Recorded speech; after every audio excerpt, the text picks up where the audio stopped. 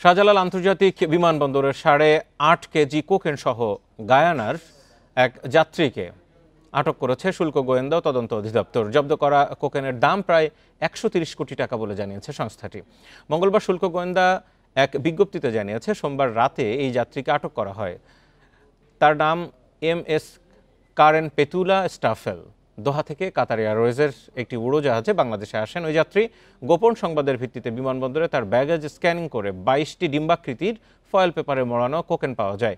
গোয়েন্দা সংস্থার কর্মকর্তাদের উপস্থিতিতে এই কোকেন উদ্ধার হয়। কোকেন সহ পেতুলা স্টাফেলকে বিমানবন্দর থানায় হস্তান্তরের প্রক্রিয়া চলছে। তার বিরুদ্ধে বিমানবন্দর থানায় মামলা প্রক্রিয়াধীন রয়েছে বলেও সংবাদ বিজ্ঞপ্তিতে জানানো হয়।